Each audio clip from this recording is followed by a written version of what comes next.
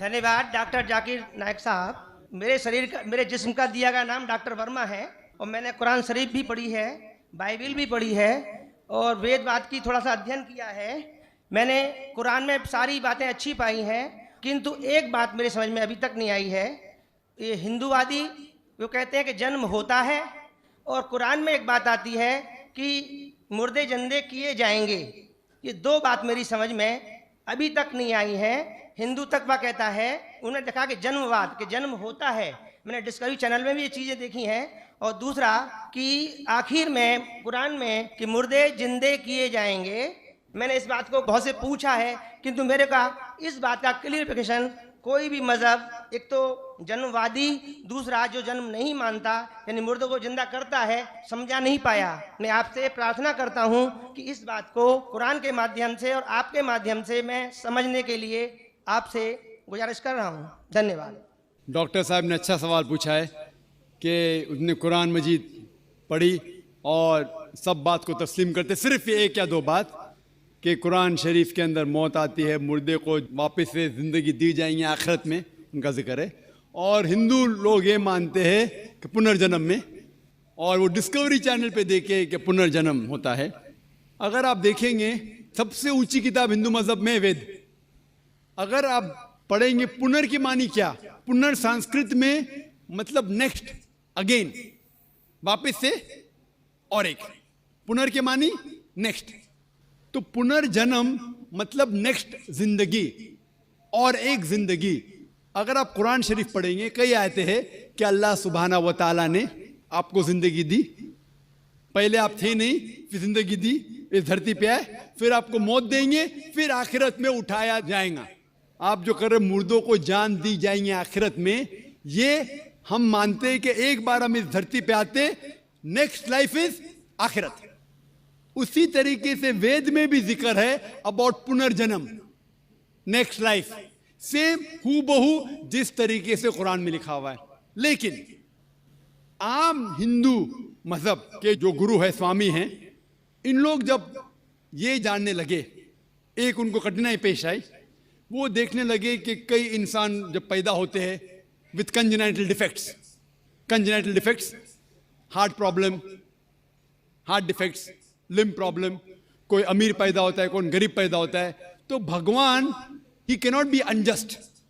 भगवान अनजस्ट नहीं हो सकता है कि कोई इंसान को हेल्दी पैदा करता है सेहत के साथ, कोई इंसान को कंजेनाइटल दिल की बीमारी से पैदा करता है, कोई इंसान को अमीर घर में पैदा करता है, कोई इंसान को गरीब घर में। तो भगवान अनजस्ट नहीं हो सकता है, ना इंसाफ नहीं हो सकता। तो ये जो स्वामी लोग हैं, इन लोग ने एक नई चीज निकाली, संस्कारा। हिंदू मजहब में कहते संस्कारा, जो इंग्लिश में कहते हैं cycle of birth and rebirth, transmigration of soul. अंग्रेजी में कहते ट्रांसमाइग्रेशन ऑफ सोल, क्योंकि आप डॉक्टर है, आप जानते होंगे। ट्रांसमाइग्रेशन ऑफ सोल अंग्रेजी में कहते, संस्कृत में कहते संस्कारा, birth death, birth death, birth death. कहीं भी वेद में नहीं लिखा हुआ है कि birth death, birth death, birth death, कहीं भी वेद में नहीं लिखा है। चैलेंज है मेरा, ये इन लोग को मिलता है भगवत गीता के श्लोक से। भगवत गीता का श्लोक चैप्टर नंबर 2 में, वर्स नंबर 22 में, उसमें लिखा हुआ है कि जब कोई शख्स अपने कपड़े निकालता है तो वो नए कपड़े पहन लेता है, उसी तरीके से रूह एक नई जिस्म में जाती है। और ये भद्यांकर उपनिषद में भी इसका जिक्र है, आप पढ़ेंगे कि when a caterpillar climbs up the grass of blade, he jumps to a new grass. Same way the soul takes a new body. जिस तरीके से कैटरपिलर घास के ऊपर चढ़ता है और दूसरे घास पे जाता है, उसी तरीके से रूह एक नई बॉडी के अंदर जाता है।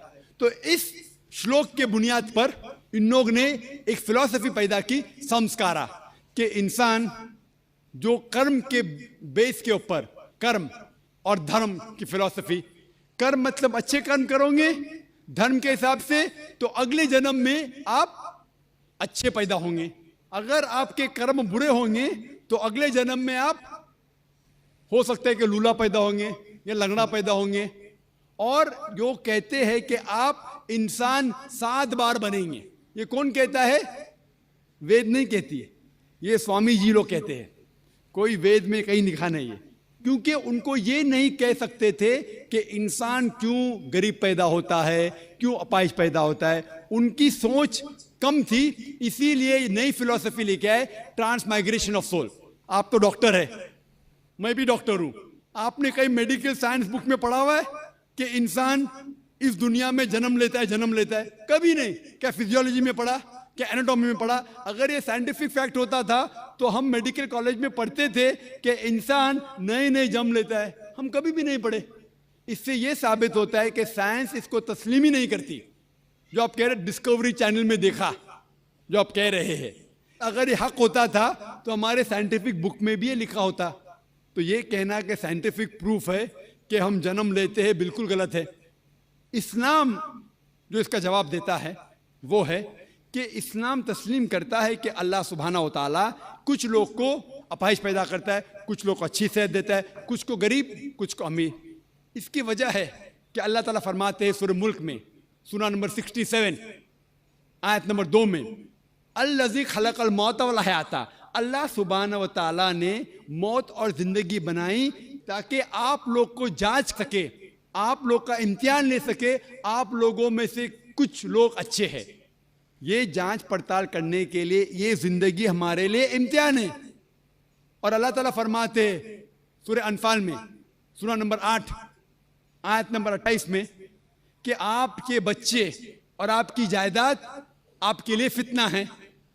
आपकी जायदाद और आपके बच्चे आपके लिए एक टेस्ट है, आपके लिए इम्तिहान है। अल्लाह ताला कुछ लोग को गरीब घर में पैदा करता है, कुछ लोग को अमीर। जो लोग अमीर है उनके लिए इम्तिहान है कि वो ज़कात देते क्या नहीं। जैसा कि मैंने कहा मेरी तकरीर में, तीसरी बुनियादी बात इस्लाम में है ज़कात। जिस शख्स के पास 85 ग्राम से ज़्यादा सोना है या उसके मुकाबले में धन है, उसको 2.5% ज़कात देना फ़र्ज है।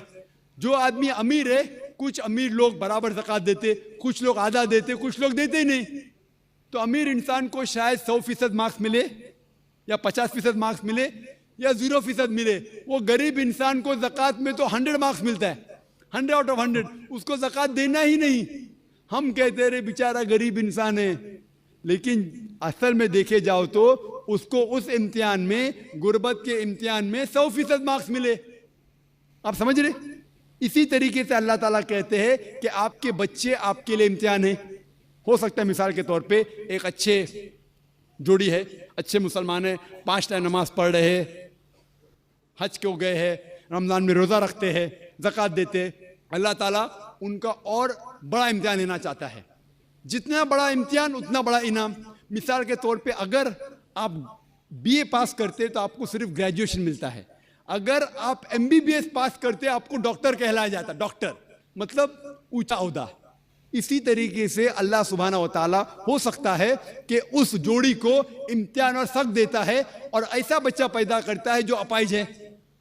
अल्लाह ये देखना चाहता है कि अपाहिज बच्चा पैदा करने के बावजूद वो अल्लाह के ऊपर ईमान रखता है क्या नहीं। अगर ईमान रखता है तो अल्लाह उसे जन्नत फिरदौस देना चाहता है। और कठिन इम्तिहान और बड़ा इनाम। हो सकता है कि वो इम्तिहान में फेल हो जाएगा। तो ये कुरान की आयत है, आपके बच्चे आपके लिए इम्तिहान है। कभी कोई भी अगर कलामिटी आती है, कोई भी आपको नुकसान होता है, इधर वो आपके लिए इम्तिहान है या आपके लिए सजा है। जब भी कोई भी आपको इनाम मिलता है, वो इधर आपके लिए इम्तिहान है या आपके लिए रिवॉर्ड है। तो इसी तरीके से क्योंकि हिंदू मजहब के जो स्वामी हैं वो इसको नहीं समझ सके, इसीलिए एक नई फिलॉसफी संस्कारा लेके आए जो बिल्कुल वेद में नहीं लिखी है। वेद बात करता है पुनर्जन्म। पुनर्जन्म मतलब नेक्स्ट लाइफ, जिसका जिक्र कुरान में भी है, आखिरत की जिंदगी। तो वेद और कुरान सेम जिंदगी क्या बात कर रहा है कि इस दुनिया में आप आते हैं, एक बार आते हैं, सही तरीके से जिएंगे तो एक बार काफी है, और ये दुनिया आखिरत के लिए इम्तिहान है।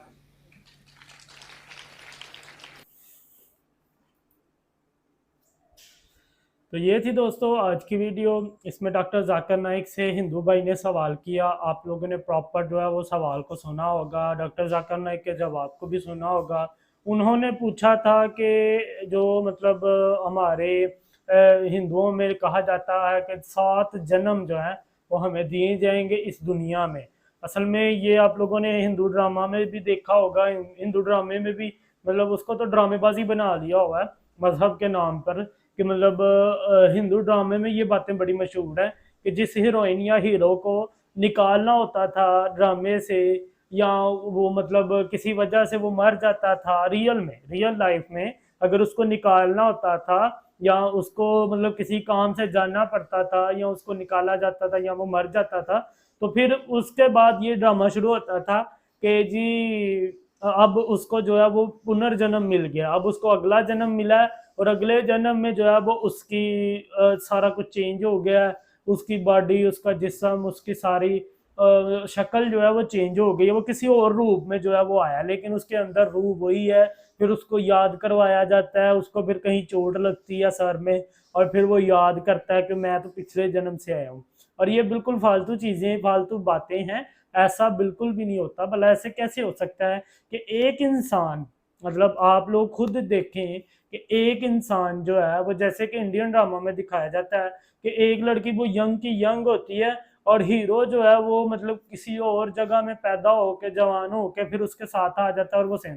खैर वो तो एक ड्रामे की मतलब कहानी है, वो उन्होंने बड़ी बड़ी छोड़ी होती हैं, लेकिन अगर रियल लाइफ में भी देखा जाए तो क्या ऐसा पॉसिबल है? और उन्होंने, डॉक्टर जाकिर नाइक ने भी वेद का हवाला दे के कि वेद में पुनर्जन्म है, मतलब अगली जिंदगी है, इस जिंदगी के बाद एक और जिंदगी है, ये साबित हुआ है वेद में लिखा हुआ। और इसी तरह से जो है वो कुरान मजीद में भी लिखा हुआ साबित हुआ है कि अगली जिंदगी है। वो हम लोगों का इस चीज पे ईमान होना जरूरी है, आखिरत पे ईमान होना। और आखिरत का ईमान क्या है? वो यही है कि हम सब लोगों ने एक दिन जो है वो मर जाना है, सबका हिसाब होना है और फिर बाद में हमें एक ताहयात, मतलब ना खत्म होने वाली जिंदगी मिलनी है। ये जिंदगी तो इंसान की 50 से 60 बरस, 70 बरस, 80 बरस की होती है, जो कि अल्लाह ताला के नज़दीक ये और फरिश्तों के नज़दीक ये जिंदगी कुछ भी नहीं है। ये जिंदगी मतलब कुछ भी नहीं है, जो वो जिंदगी, वो ताहयात कभी ना खत्म होने वाली जिंदगी है। इसीलिए तो अल्लाह ताला ने इस दौर में, इस जिंदगी में इतने इम्तहानात, इतनी मुश्किलात और दिखावे लोगों को मतलब देख देख के इंसान जो है वो बुरे कामों की तरफ जाता है कि मैं मतलब मैं क्यों पीछे रहूं। लेकिन वो एक इम्तहान होता है जिसमें पास होने के बाद इंसान सोच भी नहीं सकता जो आगे जिंदगी है। मतलब इस चीज़ों को आजकल ये चीज़ भी बहुत जो है वो सुनने को मिलती है। मैंने अक्सर भाइयों के मुंह से ये चीज़ सुनी हुई है, अपने करीबी लोगों के मुंह से, यार वहाँ की वहाँ देखी जाएगी। तो यहाँ फिर वो कहते हैं कि जी हम बख्शे बख्शाए हैं, हम हजूर अकरम सल्लल्लाहु अलैहि वसल्लम की उम्मत में है। अल्लाह करे ऐसे हो और ऐसा ही इंशाल्लाह होगा। आप लोगों का इस चीज़ पे मतलब होना चाहिए, लेकिन ये चीज़ सोच के आप कोई भी बुरा काम कर लो, ये चीज़ सोच के आप कोई भी मतलब कहीं कोई भी हद क्रॉस कर दो और फिर बाद में बोलो कि हम तो हजूर अकरम सल्लल्लाहु अलैहि वसल्लम की उम्मत में से हैं, हम तो बख्शे जाएंगे। हो सकता है, अल्लाह ताला बड़ा बेनियाज है, अल्लाह ताला रहम करम करने वाला है, अल्लाह ताला अपने हबीब मोहम्मद सल्लल्लाहु अलैहि वसल्लम से बहुत प्यार करते हैं, तो क्या पता वो उनके कहने पे हमें बख्श दे। लेकिन कंफर्म किसको है, श्योरिटी किसको है कि मतलब ऐसा ही होगा? हर जगह लिखा गया कि अल्लाह ताला माफ कर भी सकता है और अल्लाह ताला चाहे तो नहीं भी कर सकता। बहुत जगहों पे लिखा हुआ है अल्लाह ताला बेनियाज है, रहम करम करने वाला है, और बहुत जगहों पे ये भी लिखा हुआ है अल्लाह ताला दर्दनाक अजाब देने वाला है। तो ये चीज़ इंसान श्योर नहीं कर सकता, कंफर्म नहीं कर सकता कि वाकई ही क्या ऐसा होगा। तो इसलिए जो है ना, इन चीज़ों पे ये बातें करना कि मतलब चलो हिंदू की तो समझ आती है, उनको सिखाया ही शुरू से ये गया, क्योंकि मतलब उन्होंने ना अपने मज़हब की किताबें पढ़ी, ना उन्होंने जो है वो उन पे कोई इतना ज़्यादा रिसर्च की, उन्होंने सिर्फ पंडितों से अपना मज़हब जो है वो लिया हुआ है। हम लोगों के सामने तो खुली किताब है, ये अल्लाह ताला ने भी फरमाया है कुरान मजीद में कि ये आप लोगों के लिए खुली किताब है, जो इसमें से पाना चाहो वो पा सकते हो। तो इसलिए हमें हर चीज़ को जो है वो कुरान पाक से देखना चाहिए। तो ये आखिरत की ज़िंदगी ही हमारी जो है वो पक्की है। इसके अलावा वो जो हिंदू मज़हब में बहुत सी ऐसी जो फ़िलासफ़ियाँ, डॉक्टर ज़ाकिर नाइक के कौल के मुताबिक बहुत ज़्यादा फ़िलासफ़ियाँ छोड़ी गई हैं। हर चीज़ को जो है वो मानना ज़रूरी नहीं है, सिर्फ उन चीज़ों को मानो जो हमारे मज़हब में भी हमें नज़र आती हैं। जैसे उन्होंने कहा वेद में लिखा हुआ है, पुनर्जन्म होगा। और ये हमारे भी लिखा हुआ है, मतलब जुबान की तब्दीली से जो है वो बात बदल तो नहीं ना जाती है। पुनर्जन्म, आगे की जिंदगी और हमारी आखिरत की जिंदगी, तो ये सेम ये चीजें मानना जो है वो चलो बंदा इंसान मान सकता है, लेकिन इन चीजों को मानना कि 7-7 दफा जिंदगी मिलेगी, 7-7 दफा रूहें फूंकी, मतलब एक इंसान से एक दूसरे इंसान, मतलब ये रूहें हैं या मजाक हो रहा है, कोई ब्लूटूथ था कि जो एक दूसरे के साथ कनेक्ट हो रही है। तो इसलिए जो है ना, इन चीज़ों को मानना जो है वो, मतलब आप लोग इन चीज़ों से गुमराह होना छोड़ दें और जो असल हकीकी मजहब है इस्लाम, उनको समझे, उसको पढ़ें और फिर बाद में इसके ऊपर अमल करें और इसके ऊपर ईमान लाएं। तो ये थी दोस्तों आज की वीडियो। उम्मीद करता हूँ आप लोगों को मेरी वीडियो पसंद आई होगी। अगर मेरी वीडियो अच्छी लगी तो मेरे चैनल को ज़रूर सब्सक्राइब कीजिएगा। मिलते हैं नेक्स्ट ऐसी ही वीडियो के साथ, तब तक अपना ख्याल रखिएगा। अल्लाह हाफिज़।